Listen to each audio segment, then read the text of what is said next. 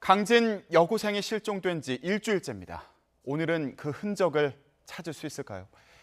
배상훈 서울 디지털대 경찰학과장 노영희 변호사와 얘기해 보겠습니다.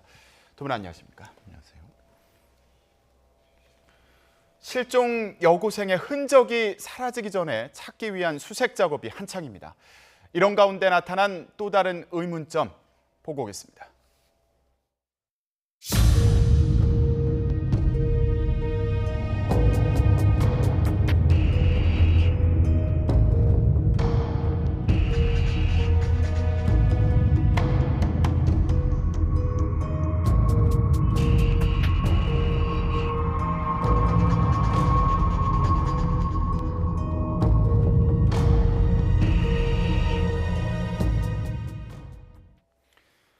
네, 유력 용의자인 숨진 김모 씨, 여고생 실종 당일 밤에 외출을 했다.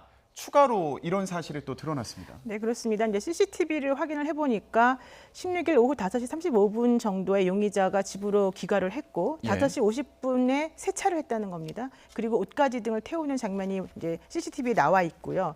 그리고 저녁 9시 20분쯤에 당구장에 간다면서 사실은 차량을 몰고 집을 나간 게 있는데 9시 33분에 돌아왔습니다. 그런데 그 13분 동안에 어딜 갔는지 나중에 확인을 해보니까 당구장에 간 게 아니라 인근 저수지에 갔더라라고 한 얘기였거든요. 그렇다면 이 사람이 갑자기 증거인멸 행위를 한 이후에 왜 갑자기 13분 동안 집을 비우고 저수지를 갔을 것인가. 아마도 저수지, 그러니까 본인이 5시 35분에 집에 돌아오기 전에 뭔가 나쁜 짓을 저지르고 난 다음에 혹시 무언가 확인하기 위해서 저수지를 찾아간 건 아닌가. 이런 지금 의문이 지금 드는 상황입니다. 예, 일단 지금까지 확인된 바로는 그 비슷한 시간에 저수지에서 휴대전화 신호가 잡혔다. 그래서 저수지로 간 거 아니냐 이렇게 추정을 하고 있는 상황인데 그래서 저수지 그 인근과 그리고 또 수중 수색 작업도 하고 있지 않습니까? 네, 기본적으로 이제 집에서 4km 정도인데 뭐 삼각 측량을 통해서 대충 한 200m 반경 정도니까요. 저수지가 가장 유력한 부분이지만은 사실 뭐 그렇지 않은 그 옆 공간도 지금 수색을 하고 있습니다. 예. 그런데 이제 저수지가 가장 유력한 것은 아무래도 무엇인가를 뭐 유기하거나 그러려고 하면은 아무래도 저수지가 제일 유력한 것이 아니냐라고 해서 지금 잠수부를 동원해 갖고 지금 일일이 다 손으로 훑으면서 찾고 있습니다. 예, 지금 저희가 지도를 보여드리고 있는데 자, 용의자의 집이 있고요. 그리고 저희가 얘기했던 저수지가 있고요. 그리고 여고생의 휴대전화가 마지막으로 꺼졌던 곳. 지금 저곳을 유력한 어떤 흔적을 찾을 수 있는 곳으로 보고 수색 작업을 하고 있는 상황인 거죠? 그러니까 용의자가 자신의 핸드폰을 원래 가게에 놔두고 처음에 여고생을 만나러 갔기 때문에 그때는 여고생 전화의 그 신호만 확인을 할 수 있었거든요. 그게 바로 이제 야산, 본인의 그 용의자의 고향집 야산이었다라고 한 얘기고요. 그리고 이후에 9시 20분 정도에 나가서 잡힌 신호는 용의자의 핸드폰으로 잡힌 신호였거든요. 거기에서는 이제 저수지에 갔다 온 것으로 좀 추정이 되는 상황이기 때문에 사실 지금 가장 유력하게 우리가 살펴봐야 될 것이 저수지와 그 야산이 아닌가 생각이 듭니다. 그런데 또 이제 일각에서는 이 용의자가 200마리 정도의 개를 키우는 개 농장을 하고 있었고 보양탕집을 하고 있었기 때문에 혹시 그런 경우에는 이제 뭐 그 사체를 유기할 수 있는 여러 가지 좋은 도구가 있지 않을까. 그래서 혹시 개 농장도 좀 살펴봐야 되는 게 아니냐라는 얘기를 한 사람들이 있어요. 그래서 근데 개 농장 같은 경우는 개가 워낙 많기 때문에 만약에 거기서 뭔가 좀 그 정상적이지 않은 행위를 하게 되면 개들이 엄청나게 짖을 거거든요. 그래서 그렇게 특발나게 조금 시끄러운 소리가 날 정도의 행위를 가서 할 것인가 이것도 조금 의심스러운 부분이 있기 때문에 일단은 저희들이 추정컨대는 저수지나 야산 정도가 지금 가장 유력한 용의 지역이 아닐까라고 지금 보는 겁니다. 예, 지금 저수지 그 수색 작업을 하고 있는데 이게 또 상당히 넓은 상황이지 않습니까? 그래서 좀 어려움이 있지 않을까 싶은데요. 가장 문제는 이제 시야가 확보가 안 됩니다. 잠수부들이 이제 거의 흙탕물이거든요. 그래서 저런 그 순환 구조대 같은 경우는 거의 손으로 더듬으면서 합니다. 그리고 이제 보통 수초 같은 밑에 그런 것이 있기 때문에 걸려 있습니다. 무엇인가 많이 걸려 있습니다. 그래서 일일이 그걸 실제로 동물 사체들도 있을 수 있기 때문에 다 일일이 확인하는 작업 때문에 시간이 많이 걸리고요.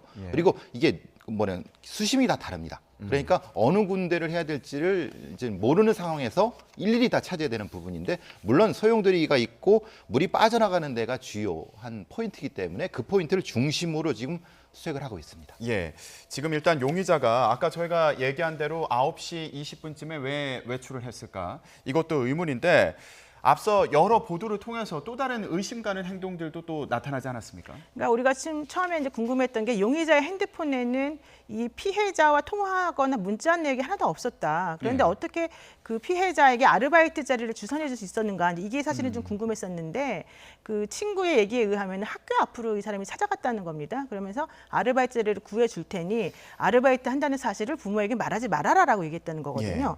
그래서 기본적으로 왜 아르바이트 사실을 그 비밀로 하라고 했을까? 이게 좀 궁금한 부분이었고 또 하나는 그 여고생의 핸드폰이 꺼진 그 장소하고 이 사람이 CCTV 상으로 보여진 자동차의 동선이 사실은 거의 일치했었다라고 한 얘기이고 특히 여고생이 친구가 3시경에 문자를 보냈다라고 하는데 그 문자를 보지 않고 핸드폰이 꺼져 버렸습니다. 그래서 어쩌면 3시 이전에 혹시 뭔가 좀 무슨 일이 벌어진 게 아니냐 이런 의심도 지금 품고 있는 상황인 것이고요. 그런 상황에서 이 용의자가 본인의 차량 블랙박스를 사실은 끄고 다녔다는 거거든요. 왜 블랙박스를 끄고 다녔을 것인가? 뭔가 계획적으로 한 게 아닌가 이런 생각을 지금 하고 있는 거고 또 나머지는 귀가한 다음에 왜 차를 갑자기 세차했느냐? 왜 옷가지 같은 것들을 태웠느냐? 그리고 밤 11시 30분쯤에 피해자의 어머니가 초인종을 누르니까 자기 식구들에게 불 켜지 말아라.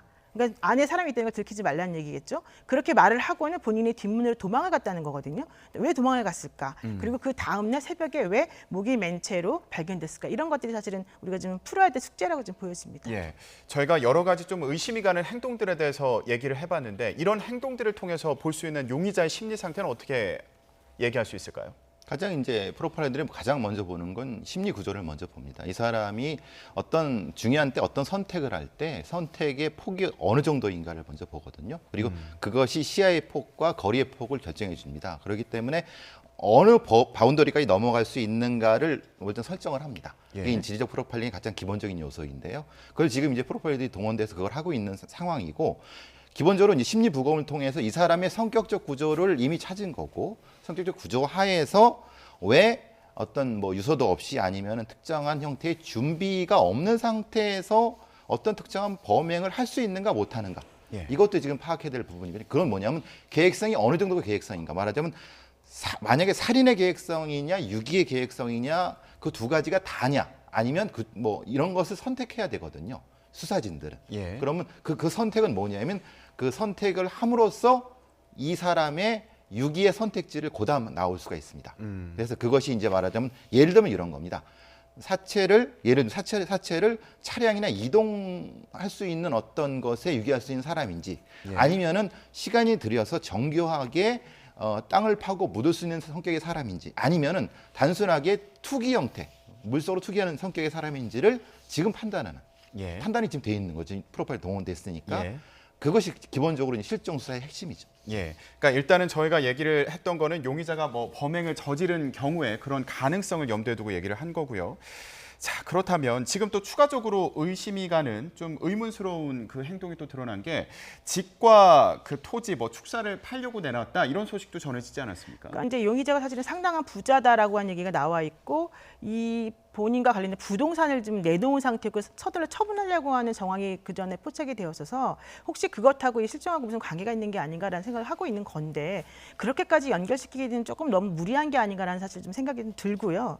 지금 제가 좀 더 궁금하게 생각하는 것은 지금 친구에게 이 피해자가 보냈다라고 하는 그 문자, 그러니까 그 어떤 SNS의 문자 내용이 뭐냐면 무슨 일이 생기면 신고해달라고 하는 얘기였거든요. 그러니까 용의자는 아르바이트 하는 것을 비밀로 해달라고 얘기를 했고 이 피해자, 이 실종한 여학생은 신고해달라고 한 얘기를 했습니다. 그렇다면 본인도 혹시 무언가 위험이 있을 수 있다라고 하는 것을 먼저 알고 친구에게 좀 얘기를 해놓은 상태였다는 것인데 그렇게 위험한 상태일 걸 알면서도 굳이 이 사람을 만나러 간 이유가 도대체 뭐였을까? 이 부분을 좀 생각해 봐야 되고요. 더 중요한 건 조금 하나 의심스러운 부분이 있는데 사실 이 자동차에 이 여학생이 탔다는 증거가 하나도 없습니다. 지금 현재 자동차에 나와 있는 그런 뭐 DNA라든가 머리카락이라든가 이런 흔적을 조사해 봤을 때 이 여학생과 관련돼 있는 물품이나 뭐 흔적 같은 게 나온 게 하나도 없거든요. 게다가 지나가는 그 자동차가 지나가는 상황에서 차를 목격했던 인근 주민들도 차가 너무 짙게 썬팅되어 있었기 때문에 그 안에 누가 탔는지 모릅니다라고 말을 한 상황이란 말이에요. 그러니까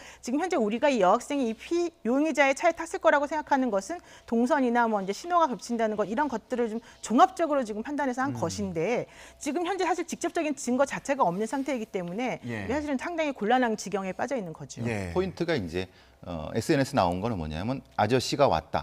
그거까지 포인트가 나왔습니다. 그 다음에 이 여고생의 친구가 당근이지, 그죠? 당연하지라는 뜻이겠죠. 이 말에는 굉장히 큰 의미가 있는 건 뭐냐면 나 위험하면 신고해줘.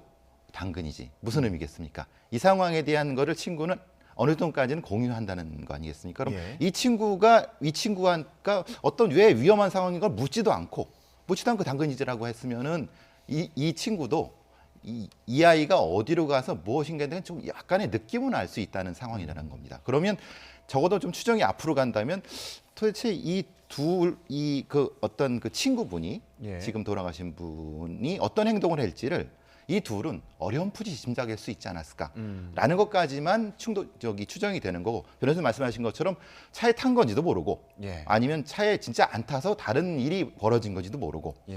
근데 이제 어쨌든 가장 최근의 추정은 뭐냐면 동선이 겹친다. 그거는 맞는 거나. 그러니까 그 실종된 여고생 같은 경우에도 뭔가 불안한 감정을 느꼈던 게 아니냐. 그 친구도 같이요. 그런 말씀이신 거죠. 그렇죠. 그럼 중요한 건 지금 있는 친구한테 중요한 진술을 얻어야 되는 겁니다. 도대체 이 아이가 사라진 아이가 왜 무서움을 느꼈냐? 너도 알고 있지 않냐? 거기서부터 수사가 시작되는 거죠. 아직 그 부분에 대해서 얘기가 또 나온 거는 없는 상황이죠. 사실 그 친구와 관련해서는 어떤 식의 문자를 주고받았는지까지만 지금 나와 있고요. 그 친구가 무엇을 알고 있는지가 아직은 발표되지가 않았는데, 제가 봤을 때는 아르바이트 간다라고만 돼 있지 무슨 아르바이트 하는지 안 물어보거든요.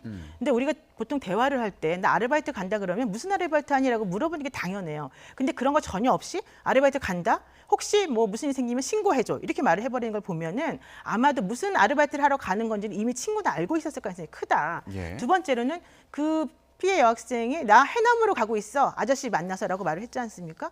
해남에서 할 수 있는 특정한 아르바이트가 뭔지를 이 친구가 알고 있을 가능성이 크다는 거예요. 그렇기 때문에 지금 말씀하신 것처럼 제가 봤을 때는 지금 다른 증거들이 지금 마땅한 게 없는 상태라면 이 여학생을 그러니까 친구인 여학생을 통해서 평상시에 그 용의자와 피해자 간의 관계라던가 부모가 알 수 없는 둘 간에 뭔가 좀 연락을 주고받아서 개연성, 또 내지는 무슨 종류 아르바이트인지 어렴풋이나마 서로 간에 인지하고 있었을 가능성들을 좀 집중적으로 캐보는 것이 오히려 사건을 해결하는 데 도움이 되지 않을까 싶습니다. 지금 그걸 하고 있습니다. 프로파일러들이 그 아이를. 그 친구에 대해서 이제 그런 부분을 조사한다는 말씀. 굉장히 중요한 참고인이니까. 그러면 또 이 용의자의 심리 상태가 궁금한 게, 아르바이트를 이제 뭐 본인과 간다는 얘기를 하지 마라 이렇게 얘기를 한 것으로 전해지고 있고요.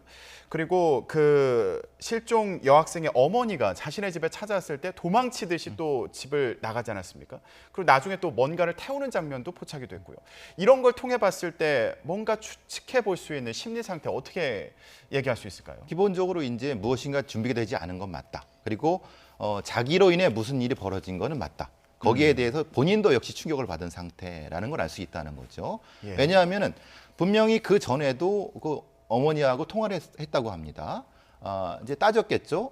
애 데리고 어디 갔어요? 아니면은 뭐 어디 데려다 줬어요? 뭐 이런 얘기를 하다 보면 언성이 높아질 수도 있는 상황인데, 그런데 집에 와서 있다가 굉장히 당황한 듯이 도망을 나갔단 말입니다. 그러면은 무엇인가 준비가 안 됐거나 아니면 어머니의 등장으로 당황한 상황이라는 걸 이건 추정할 수가 있는 거죠. 그러면 그 알바와 연결이 될 수 있다는 건 추정할 수 있는 거고, 그것이 어떤 건지 모르겠습니다만은 그러면 분명한 것은 그건 계획되지 않은 건 맞다. 근데 그것이 아주 불법적인 거다, 그건 모르겠다. 거기까지는 이제 기본으로 하고 수사하는 거죠. 빨리 그 실종 여학생을 찾았으면 하는 그런 그렇죠. 마음인데, 일단 그 용의자는 집 근처에서 숨진 채 발견이 됐습니다. 뭐 타살인 것 같지는 않다, 경찰에서 이렇게 얘기하고 있는 상황인 거죠. 그러니까 목을 매서 숨진 채로 발견이 되었고 타살의 흔적은 안 보인다. 이게 이제 요점이기 때문에 자살한 것 같다. 이제 결론은 그렇게 나오겠죠. 근데 이게 2014년에 있었던 그 청주 여고생 실종 사건하고 똑같은 구조라는 게 가장 문제입니다. 그 당시에 그 여고생 고3이었던 여고생이 그러니까 이제 졸업을 2월 달에 하니까 얼마 안 남기고서 고시텔에서 사실은 4개월 정도 살았다고 해요. 근데 이 여학생 2014년 1월 29일 날 그 친구를 만나러 간다라고 나간 다음에 소식이 끊겼습니다. 그런데 바로 그 다음 날 그 여학생이 머물던 고시텔의 관리인인 한 씨라고 하는 사람이 갑자기 그 고시텔에서 나가버립니다. 그리고 며칠 있다가 한 씨로부터 그러니까 1시간 때 목을 매서 숨진 채 발견됩니다. 그 인근 공사 현장에서. 그렇다면 현재 그 청주 여고생이 당시에 실종돼서 물론 4년전 사건인데 체크카드 들고 나갔는데도 불구하고 하나도 생활 반응이 나오지 않고 아직까지도 어디서 어떻게 살고 있는지 전혀 모르는 상태인데 그때하고 이번 사건이 너무 똑같은 게 아니냐. 그렇다면 이번 사건도 장기 미제로 남을 가능성이 큰 게 아닐까. 예. 왜냐하면 가장 결정적인 증거를 제시해줄 용의자들이 모두 다 사라져 버렸기 때문에. 그래서 지금 그것이 지금 가장 우려된 상황인 거죠. 예, 교수님 지금 말씀하신 것처럼 뭐 용의자가 뭔가 중요할 것으로 보이는 그런 증거가 될 것으로 보이는 것들을 좀 없앤 게 아닌가 이런 생각이 들기도 하고요. 그리고 용의자도 숨진 상황입니다. 이런 상황에서는 어떻게 수사를 진행할 수 있을까요? 어떤 증거를 없앴는가가 문제입니다. 그 증거의 그래서 국가에서는 그 태운 거의 그 종류를 찾는 것이 예. 이게 여자의 옷인가 아니면 본인의 옷인가 그 부분을 찾는 게 핵심이죠. 그러면은 뭐가 중심되냐면 9시 이전에 무엇인가를 완결했는지 아니면은 완결되지 못하고 불이 나게 10분, 13분 동안 나갔다 왔다라는 것이죠. 그러면은 그 바운더리가 달라집니다. 그러니까 갈 수 있는. 그러니까 이 2차적으로 나간 공간에 대한 그 성격이 달라지는 거죠. 완수가 된 거를 변호사 말씀하신 것처럼 확인하러 간 건지 아니면은 못한 거를 완수하러 간 건지에 따라서 이 그 실종된 여학생의 위치도 달라질 수 있다는 겁니다. 만약 그게 범죄라고 하면은 예. 그 부분을 확정하기 위해서 물적 증거를 분석하고 있고 그 태운 행동 자체가 실제로 감추면서 태운 건지 아니면 이런 조심성 없이 태운 건지를 봤을 때는 그 중요도가 달라지기 때문에 그 부분을 또 먼저 파악한 다음에 수사가 진행되는 거죠. 근데 제가 봤을 때는 옷하고 물건을 태웠다고 하는데 우리가 집에서 옷하고 물건을 괜히 태우진 않거든요. 게다가 이 사람이 만약에 평상시에도 뭔가를 태우는 사람이었다 그러면 상관이 없는데 이날따라 갑작스럽게 뭔가를 태운다 그러면 뭔가 특별한 상황이 있기 때문에 태운 거지 않겠습니까? 예. 더더군다나 실제 그 사람이 입고 나갔던 옷하고 돌아왔을 때 옷하고 그다음에 뭔가 태울 때 그 옷하고가 같은지 다른지를 살펴보게 된다면 왜냐하면 CCTV에 다 나오니까 그렇다면 실제 그 사람이 무엇을 태웠는지 어느 정도는 추정이 가능하거든요. 예. 그리고 왜 태웠는지 추정이 가능하죠. 왜냐하면 만약에 무언가 범행을 저질렀다면 범행의 흔적이 옷이나 물건에 남아 있었기 때문에 그걸 없애려고 태워온 거 아니냐 이렇게 볼 수 있거든요. 그러니까 그런 것들에 대해서 지금 아직까지 그 언론에 나온 보도된 내용만 가지고 정확하지 않아서 우리가 말은 함부로 할 수 없겠지만은 예. 지금 경찰에서는 그런 것들을 좀 집중해서 확인해봐야 될 것 같습니다. 교수님 그리고 이 수색 작업이 일주일 안에 그 수색 작업이 또 중요하다고 하더라고요. 흔적을 찾기 위해서요. 왜냐하면 보통 일주일이면은 두질 땐 다 두집니다. 그 다음에 뭘 했냐면은 또 두지게 되죠. 그럼 뭐 일종의 증거 자체가 많이 훼손이 됩니다. 그래서 그것을 데드라인을 일주일 정도라고 하고 보통 5일 정도라고 하는 건 우리나라의 그 사건 공간이 그렇게 넓지 않고 대체적으로 그 5일, 6일 정도로 생각하는 거고요. 안타까운 건 그겁니다. 초기에 실종으로 수사가 진행됐을 때 이게 나쁜 관행인데 의경한 한 개 소대를 그냥 풀어갖고 그냥 다 두집니다. 근데 절대 그러면 안 됩니다. 왜냐하면 실종 수사라는 것을 아무나 두진다고 이렇게 찾아낼 수 있다는 건 완전 넌센스입니다. 실종 수사에도 전문팀이 있고 전문 대응 매뉴얼이 있습니다. 포인트를 우선적으로 수색을 한 다음에 그 다음에 연관된 걸 넘겨가야 되는데 지금은 그냥 쭉 두지는 식으로 하니까 확보할 수 있는 증거도 이미 다 망가뜨리는 형태가 되거든요. 지금 네. 이거를 제가 언젠간 말씀드리려고 했지만 사실은 뭐 지금 고생하는 경찰들한테 좀 미안한 말도 생각도 있지만은 짚고 넘어갈 거 분명히 짚고 넘어가야 됩니다. 그거는 우리가 다음에 어떤 실종 수사를 할 때도 반드시 이것은 우리가 고쳐야 되는 부분입니다. 알겠습니다. 자, 지금 수색 작업이 진행이 되고 있고요. 또 조사도 한창 진행 중입니다.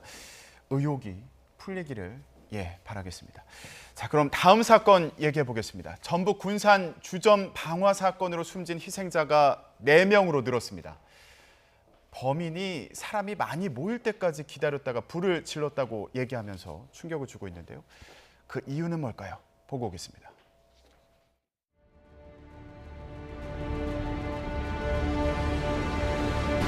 기름은 미리 준비하신 거예요? 네. 기름 미리 준비하셨어요?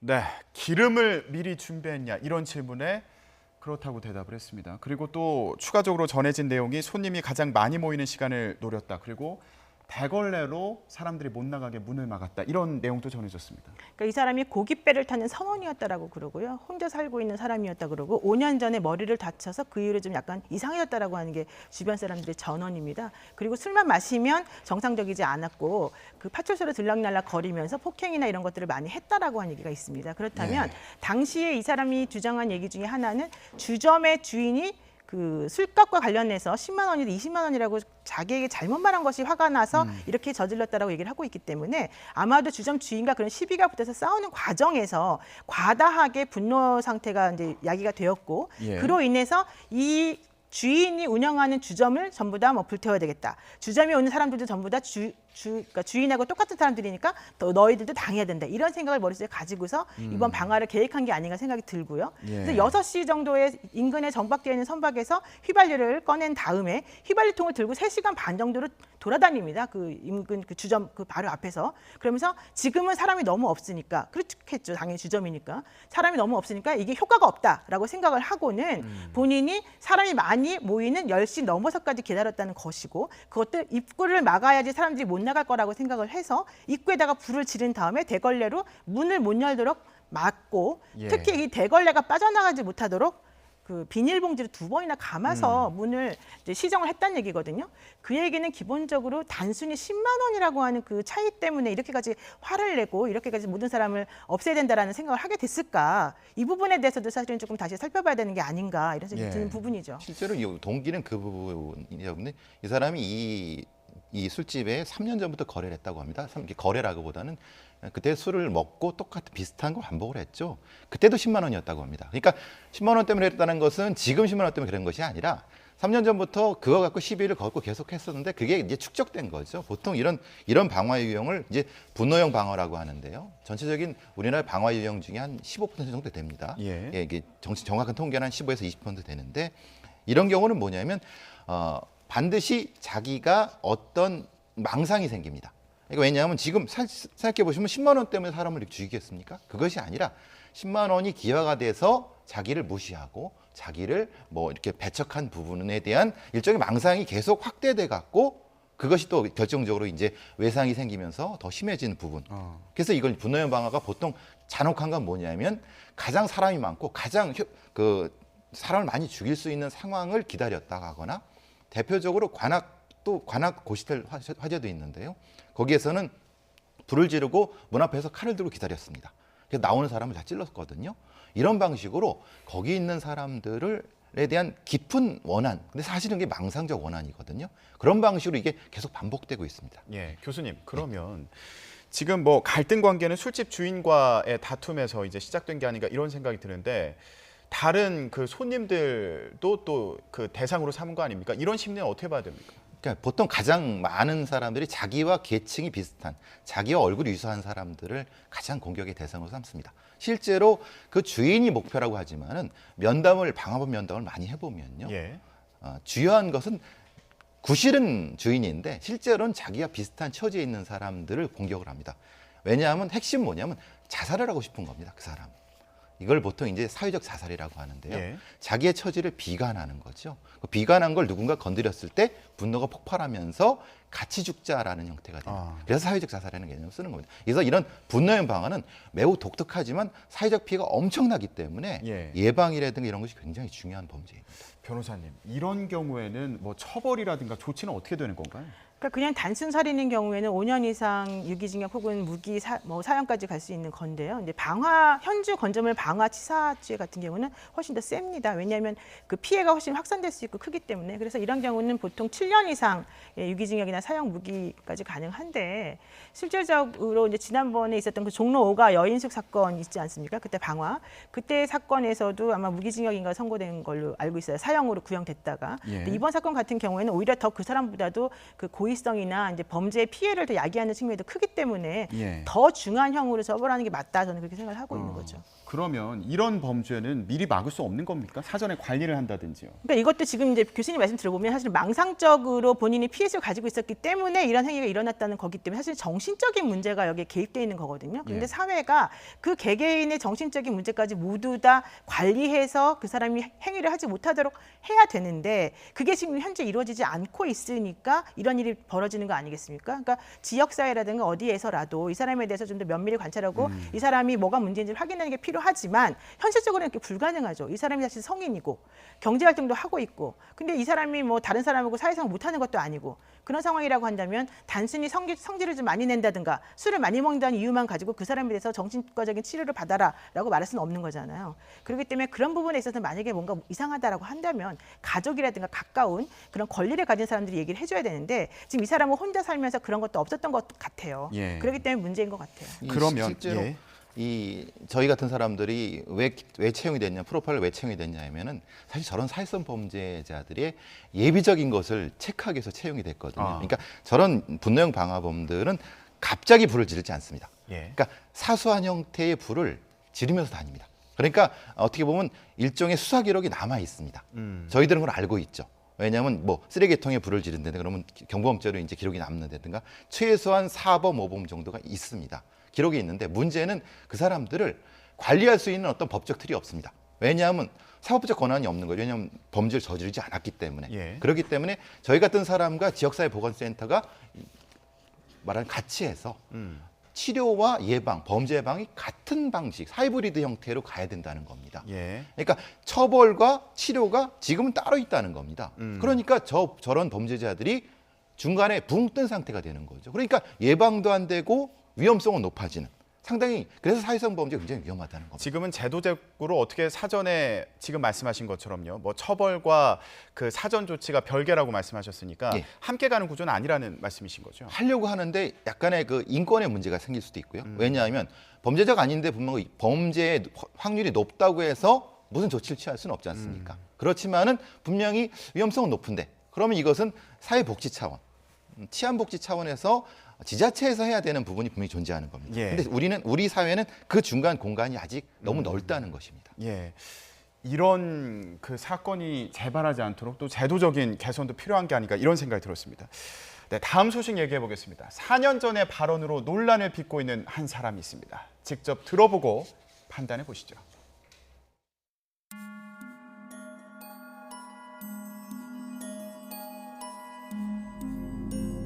(2005년도에) 이제 우리 김주수 차관께서 차관 그만두시고 쓸쓸한 마음에 낮술 한잔하고 교통사고를 낸 적이 있습니다. 제가 검사 출신 아닙니까?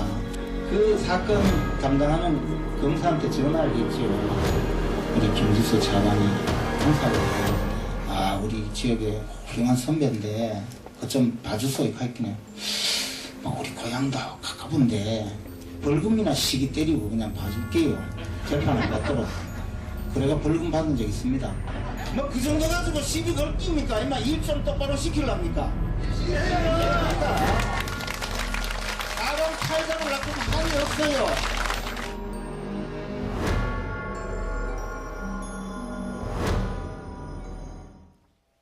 네, 여러분들께는 어떠십니까? 김재원 의원의 지난 2014년 발언 내용이 논란이 되고 있습니다. 당시에 김주수 의성군수 후보의 과거 음주 사고 관련해서 담당 검사에게 본인이 전화를 했다 지금 얘기를 했습니다. 네. 어떻게 들으셨습니까? 사실 좀 황당스럽고 본인이 도대체 하고자 하는 말이 무엇인지 정말 제가 의심스러운 상황인데요. 기본적으로 이단의 사건은 그 당시 이제 후보였던 그 김주수 후보가 점심 때 낮술을 먹고 0.154%라고 하는 면허 취소 상태의 음주 상태에서 차를 몰고 가다가 중앙선을 침범해서 상대편에서 오는 차량을 그 충격한 겁니다. 그래서 상대방이 전치 3주를 입었습니다. 이렇게 되면 사실은 이제 차를 세워서 본인이 그분을 이제 병원으로 데려가든지 조치를 취해줘야 되는데 그렇게 하지 않고 도망갔다는 거예요. 예. 그래서 이게 음주, 운전, 뺑소니, 상해 세 가지가 다 같이 겹친 거죠. 이게 2016년 5월달 기준으로는 이렇게 되면 징역 살아야 되는 범죄예요. 그러니까 벌금형이 전혀 존재할 수가 없는 겁니다. 그러니까 징역 3년까지 보통 이제 할 수 있는 범죄인데 여기에 대해서 당시 후보가 뭐라고 변명을 했냐면 점심 때 약간의 그냥 술을 잠깐 막 먹고 별로 취하지도 않았는데 가다가 뭔가 부딪혔는데 본인으로서는 부딪힌 것 자체를 몰랐기 때문에 그냥 갔다 이렇게 말했습니다. 중앙선을 침범해서 상대방을 쳐서 상대방이 전치 3주가 나왔는데 자기가 치인 사실 자체를 모른다? 이거 말이 안 되는 거거든요. 그러니까 사실 거짓말 논란까지 같이 겹친 건데 이런 모든 것들에 대해서 김재원 이 의원이 사실은 본인이 그 해당 검사에게 외압을 행사해서 아예 약식 기소 상태를 지금 해결해 줬다는 거 아니겠습니까? 예. 저런 식의 발언을 검사 출신 법조인 혹은 검사 출신 정치인이 할 수 있다는 것 자체가 저는 상상이 안 됩니다. 예. 일단 처벌 과정의 의혹 그리고 이 군수의 해명에 대한 그렇죠. 의혹이 또 있는 상황이고 네. 김재원 의혹이 진짜 외압을 행사한 것이냐 이거에 대한 또 의혹까지 나오고 있습니다. 그런데 김재원 의원은 이게 뭐 단순히 덕담 차원으로 한 말이다 또 이렇게 얘기를 했습니다. 근데 누가 들어도 이게 덕담으로 들리진 않거든요. 근데 이제 본인은 이제 뭐 많은 분들이 있으니까 일종의 허세를 부렸다라고 얘기할 수 있는 상황이라는 거 아니겠습니까? 본인은 그러니까 내가 좀 뭐 지역에 있는 어르신을 좀 도와줬다. 그러니까 내가 좀 힘을 썼다. 실제로 근데 아니다. 주장하시는 바니 지금 주장하는 바니 그거죠. 그러니까 일단 덕담이지만 그리고 좀 그럼 왜 그렇게 전화를 했냐라고 하면 아니다. 그게 아니라 내가 좀 허세를 부렸다라는 식으로 아마 가실 것 같습니다. 지금 예. 상태에서는. 근데 문제는 이게 세 가지가 있습니다.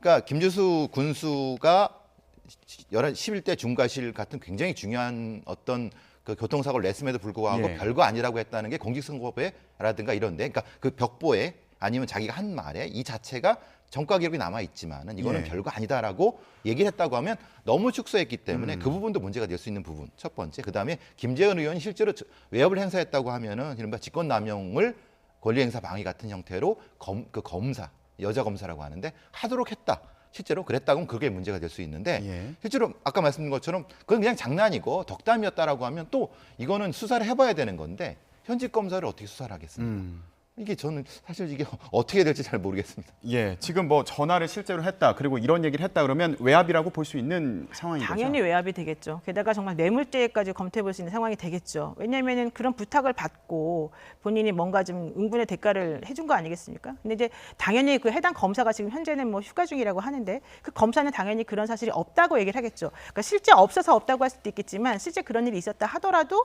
서로 간에 전부 다 그런 일은 없었다. 단지 그냥 이 사람이 그날 즐거운 마음으로 뭐 이렇게 사람들의 기분을 돋궈주기 위해서 한 거다라는 식으로 말을 해버리게 되면 사실 의미가 없고 또 하나는 공소시효도 다 지났습니다. 네. 2005년도에 벌어진 사건인데 뇌물죄가 되든 공무집행 방해가 되든 직권남용이 되든 공소시효가 7년 정도였기 때문에 현실적으로는 처벌 가능성도 거의 없는 거죠. 예. 다만 왜 김재원 의원이 하필이면 4년 전에 저런 식의 발언을 한 것이 이제 와서 문제가 되느냐 이런 것도 사실 좀 생각해 봐야 될 부분이 있는 거죠. 예. 그리고 김주수 군수 같은 경우에도 아까 말씀하신 거 두 분이 말씀하신 것처럼 뭐 만약에 이런 사건에 대해서 축소해서 얘기를 했다면 그것도 또 문제가 되는 거 뭐 아닌가요? 허위사실 공표죄를 사실은 이재명 후보 같은 경우에도 바른미래당의 김영환 후보가 뭐 여배우와의 불륜 스캔들에 대해서 대답한 것에 대해서 이건 허위사실 공표다라고 해서 지금 고발까지 들어가는 상황 아니겠습니까?